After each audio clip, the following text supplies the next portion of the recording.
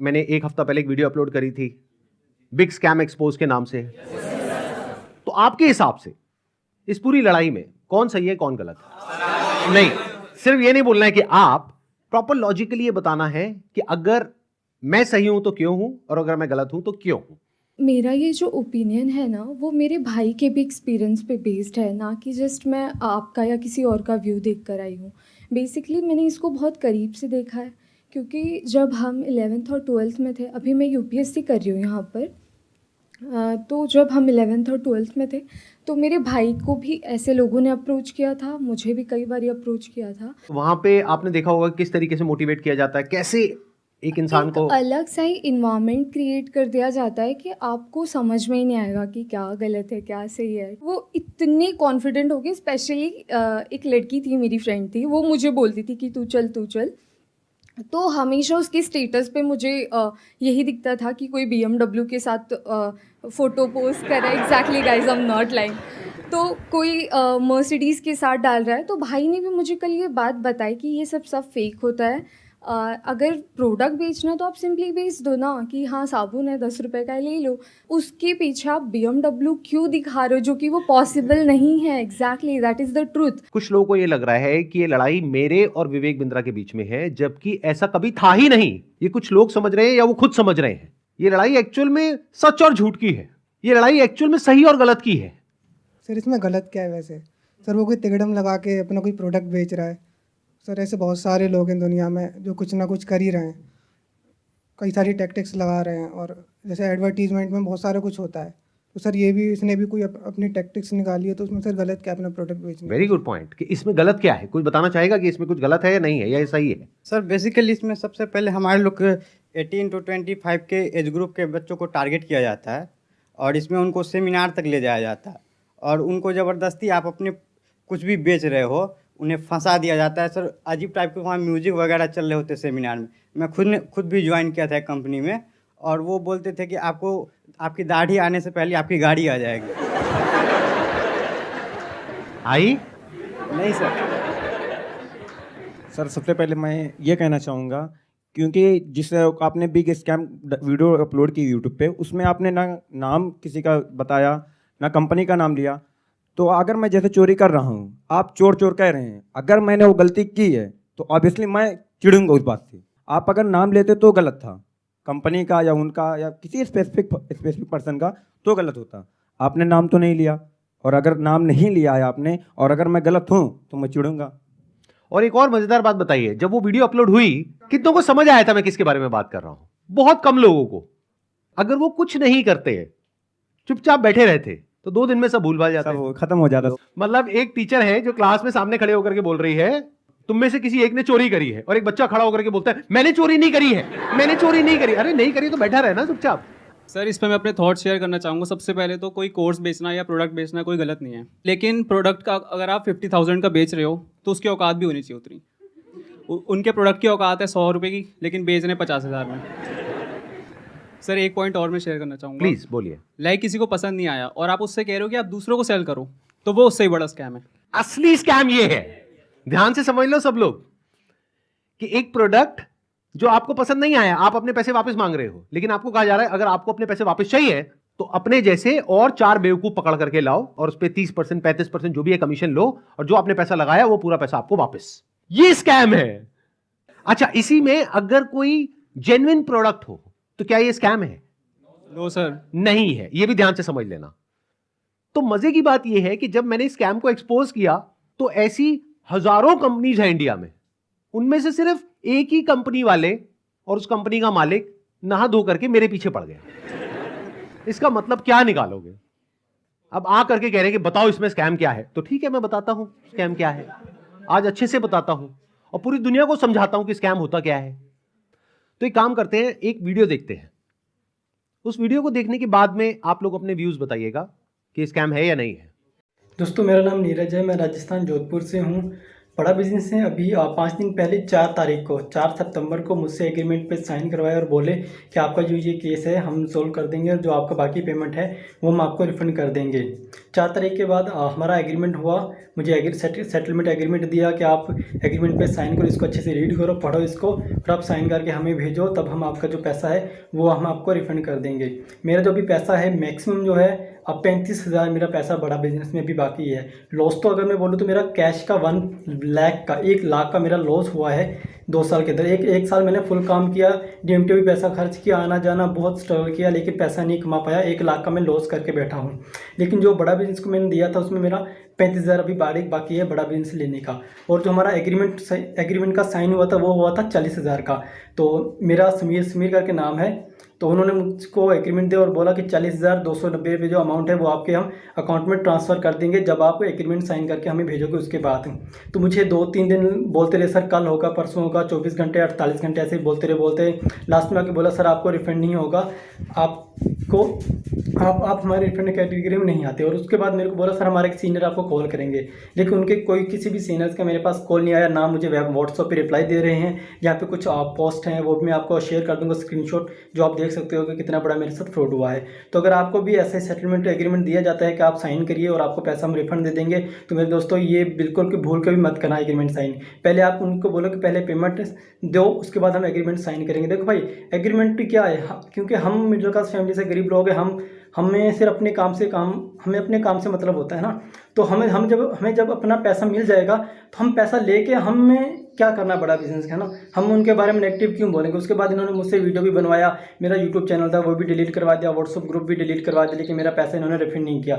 जो उन्होंने बोला मैंने वो किया, लेकिन मेरा पैसा इन्होंने रिफंड नहीं किया है। इसलिए मैं दोबारा से वीडियो बनाना सोशल मीडिया पर जब तक मेरा पैसा नहीं मिल जाता है मैं तब तक वीडियो बनाता रहूँगा और अपनी लड़ाई में लड़ता रहूँगा। अगर वो मेरी तरफ लीगल एक्शन भी मेरे ऊपर लेंगे तो उसका भी मेरे को कोई दिक्कत नहीं है, क्योंकि वैसे भी हम बर्बाद हो चुके हैं, हमारा पूरा सब कुछ है जो उजड़ चुका है ना। तभी इससे बुरा हमारे साथ जो भी होगा वो देखा जाएगा, और जो बुरा हमारे साथ हो चुका है इससे ज़्यादा बुरा हमारे साथ नहीं हो सकता है ना, और ना भी वो कर सकते। जितना बुरा होना था वो हमारे साथ हो चुका है। मैं जब भी आईबीसी के बारे में सोचता हूँ मुझे ऐसा लगता है कि मेरा पैसा भी बर्बाद हो गया, मेरा टाइम भी बर्बाद हो गया। मैंने इतना ट्रस्ट किया था विवेक बिंद्रा जी पर, मेरा ट्रस्ट भी चला गया और मुझे सुसाइडल थॉट आते हैं। और मैं अगर कंपनी मेरा पैसा रिटर्न नहीं करती है तो मैं सुसाइड करूँगा। और मैंने 10-12 वीडियो बना करके अलग अलग चैनल पर डाल दिए हैं और शेड्यूल कर दिया है। मेरे ना होने के बाद वो वीडियोस रिलीज होते जाएंगे जिस पे मैंने बताया है कि किस तरीके से मैंने डॉक्टर विवेक बिंद्रा जी का वो सब भी लगा दिया कि मेल पर कि मैंने पैसा डाला था, और मेरा चैनल स्ट्राइक पड़वा दी गई है और मुझे बोलने की भी वो नहीं दिया कि मैं बोल सकता हूँ। इसलिए मैं ये बिल्कुल नए चैनल पर ये वीडियो डाल रहा हूँ। और मैंने 10-12 वीडियोस और बना के रखे हैं जो मैं 10-12 अलग अलग चैनल्स पर मैंने डाल दिए, अपलोड कर दिया है, शेड्यूल कर दिया है। अगर बड़ा बिजनेस की टीम मुझे मेरा पैसा नहीं लौटाती है तो मेरे पास कोई ऑप्शन नहीं रहेगा, क्योंकि मुझे अभी फ़िलहाल में वो पैसा चाहिए कैसे भी करके, क्योंकि जिन लोगों से मैंने पैसा लिया है वो लोग डे नाइट मुझे परेशान कर रहे हैं। मैं आपको बताना चाहूँगा कि ये वीडियो हमने रिकॉर्ड नहीं करी है, ये यूट्यूब पर अवेलेबल है, और ऐसी 1-2 नहीं बहुत सारी वीडियोस अवेलेबल हैं अलग अलग लोगों की। और बहुत सारे ऐसे बच्चे हैं जिन्होंने ब्याज पे पैसा लिया है, हम लोग शायद समझ भी नहीं सकते कि इन लोगों के ऊपर क्या बीत रही है। और ऐसी 1-2 नहीं बहुत सारी वीडियोस हैं, आप जा करके यूट्यूब पे सर्च कर सकते हैं। अब जरा इस इंसान के बैकग्राउंड को देखो कि इंसान है कौन। ये अपने नाम के आगे क्या लगाते हैं? डॉक्टर। जब यहां पर ये आए थे तो मुझे लगा था डॉक्टर है, लेकिन बाद में जब मैंने रिसर्च करी अभी पिछले 1 हफ्ते में ये सब जो हुआ है, तो मुझे पता लगा इन्होंने कोई एमबीबीएस नहीं किया है इंडिया की किसी भी यूनिवर्सिटी से, या यूएस से, यूके से, कहीं से कुछ नहीं किया है। कहां से डिग्री मिली है, कैसे मिली है, वो अगर आप थोड़ा सा रिसर्च करोगे तो आपको समझ आ जाएगा। किसने बोला पाकिस्तान से? देखो मैं आपको हिंट देता हूं, पाकिस्तान इंडिया का नेबर है, ऐसे ही इंडिया का एक नेबर है बांग्लादेश, श्रीलंका। अभी काम करते हैं, अब लीगली बात करते हैं कि स्कैम है या नहीं है। कि मतलब हमारी कंट्री का जो लॉ है वो क्या बोलता है, उसको स्टडी करते हैं। उसके लिए मेरे पास में कुछ डॉक्यूमेंट्स हैं, इसका मैं लिंक दे दूंगा अपने वीडियो के डिस्क्रिप्शन में नीचे, तो आप क्लिक करके डायरेक्टली जा करके गवर्नमेंट की जो वेबसाइट्स हैं वहां पे जा करके देख सकते हैं, पढ़ सकते हैं। ये मैं नहीं कह रहा हूं, हमारी कंट्री की गवर्नमेंट कह रही है, ये उनके नोटिफिकेशंस हैं। सबसे पहले ये समझो कि ये जो स्कैम्स है ना इस तरह के, ये आज से नहीं चल रहे हैं, ये पिछले 100 साल से चल रहे हैं। तो इसके लिए 1978 में एक एक्ट बना था जिसको बोलते हैं prize chit and money circulation act, जहां पर के इस तरह की जो मनी सर्कुलेशन स्कीम्स होती हैं या पिरामिड स्कीम्स होती हैं उन सबको बैन कर दिया गया था। मतलब क्या कि अगर आप एक कंपनी खोलते हो और किसी से पैसा लेते हो, फॉर एग्जाम्पल मैंने एक कंपनी खोली, वहां पे मैंने आपसे 1 लाख रुपए लिया और आपको बोला कि आप आगे किसी को ज्वाइन करा दो, तो जब आपने किसी को आगे ज्वाइन कराया, अपने फ्रेंड को, रिलेटिव को, किसी को भी और कैसे भी, तो उसमें आपको कितना मिला? 30,000। 70,000 किसको मिला? कंपनी को। तो ये स्कीम इस तरीके से आगे बढ़ती रहती है, यानी वो जो पैसा आ रहा है वही पैसा पब्लिक से लेकर के पब्लिक में ही रोटेट कर दिया जाता है। और एक ऐसा पॉइंट आता है जब जा करके पूरा का पूरा जो पिरामिड है ये कोलैप्स कर जाता है। तो यहां पर जो लोग टॉप पे बैठे होते हैं वो तो पैसा कमा लेते हैं, बट जो बॉटम ऑफ द पिरामिड है उन सबका पैसा डूब जाता है। और फिर या तो ये कंपनीज बंद हो जाती हैं या भाग जाती हैं पैसा लेकर के। पास्ट में ऐसा बहुत कंपनीज ने किया है, उसमें से बहुत सारी कंपनीज के जो ओनर्स हैं वो आज जेल में हैं। तो ये एक प्रॉपर स्कैम है जिसको गवर्नमेंट ने बैन किया हुआ है। फिर सवाल उठता है कि जब ये बैन है तो लोग कैसे कर रहे हैं? देखो, ध्यान से सुनो, ध्यान से समझो। आपसे अगर मैं पैसा लेता हूं और आपको बदले में कुछ नहीं देता हूं तो वो तो इलीगल है। लेकिन मान लो मैंने आपसे पैसा लिया 50,000 रुपए, बदले में आपको एक 50 रुपए का प्रोडक्ट दे दिया, तो क्या वो लीगल है? इलीगल है?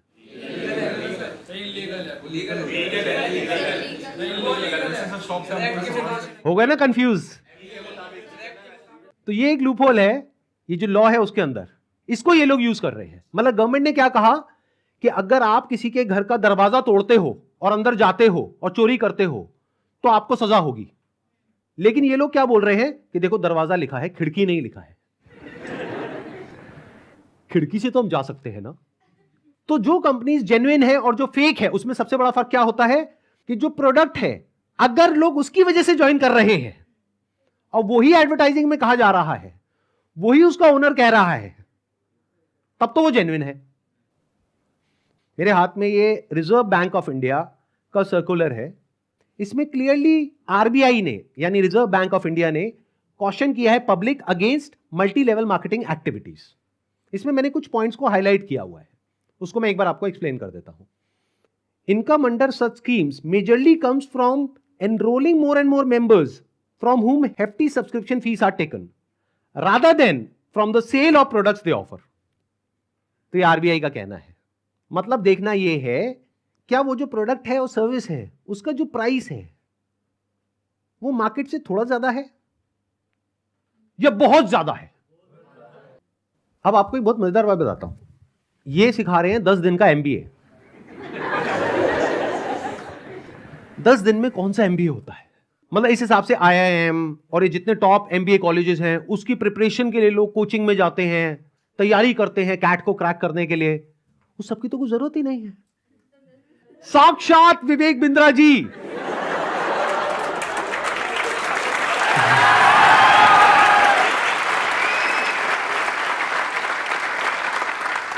आपके सामने 10 दिन तक रोज प्रकट होंगे और आ करके आपको 10 दिन में एमबीए करा देंगे।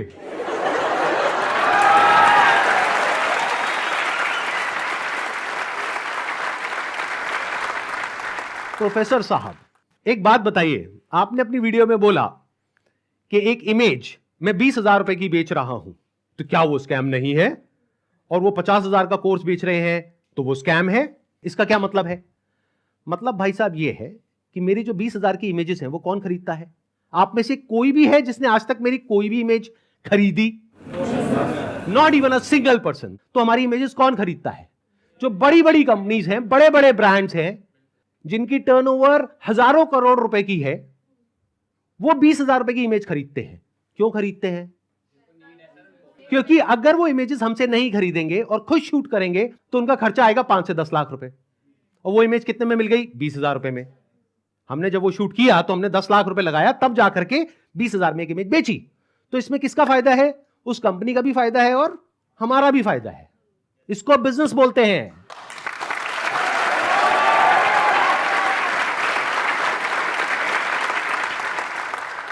देखते हैं आरबीआई और गवर्नमेंट ऑफ इंडिया क्या कहती है उनके बिजनेस मॉडल के बारे में। The Reserve Bank has also said that acceptance of money under money circulation, multi-level marketing, pyramid structures is a cognizable offense under the Price Cheat and Money Circulation Banning Act 1978. Members of public coming across such offers, ध्यान से सुनना, should immediately lodge a complaint with the state police. ये RBI कह रही है कि अगर आपके साथ में ऐसा कुछ हुआ है तो आपको क्या करना है? You should immediately lodge a complaint with the state police. अब एक और नोटिफिकेशन है जो बहुत इंपॉर्टेंट है, इनफैक्ट मोस्ट इंपॉर्टेंट है इस पूरी की पूरी डिस्कशन के लिए। जितनी भी एमएलएम स्कीम्स चल रही हैं, पिरामिड स्कीम्स चल रही हैं, डायरेक्ट सेलिंग कंपनीज चल रही हैं, एफिलिएट मार्केटिंग कंपनीज चल रही हैं, कि वो लीगल है या इलीगल है, ये कैसे समझा जाए। तो इसके लिए गवर्नमेंट ऑफ इंडिया ने 2021 में एक बहुत ही अच्छा स्टेप उठाया। ये मेरे हाथ में एक नोटिफिकेशन है गवर्नमेंट ऑफ इंडिया का, मिनिस्ट्री ऑफ कंज्यूमर अफेयर्स का।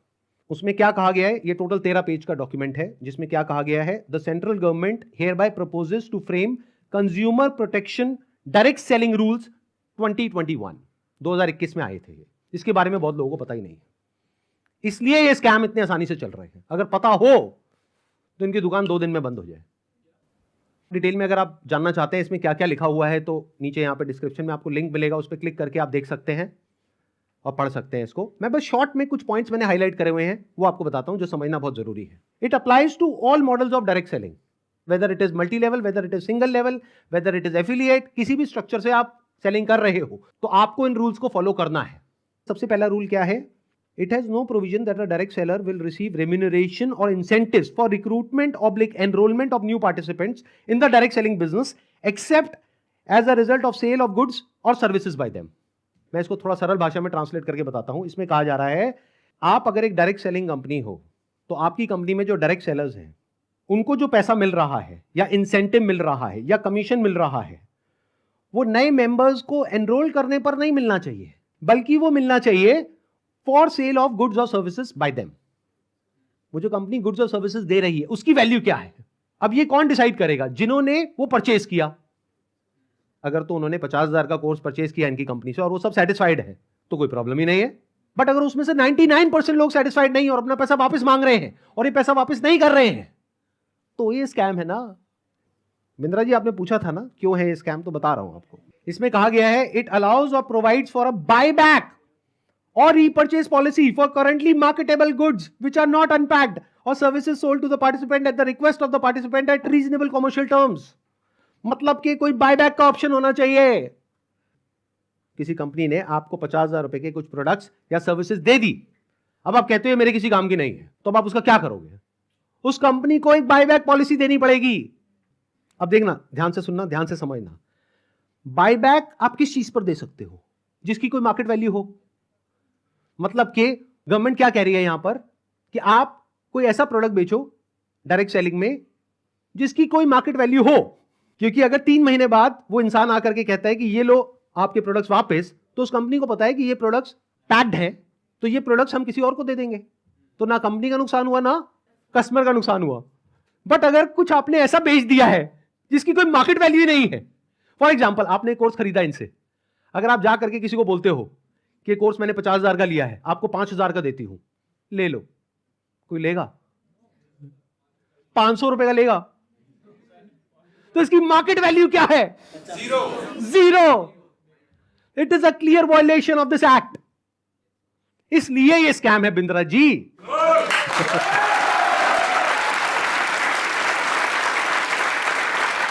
उन्होंने एक बहुत बड़ी गलती कर दी।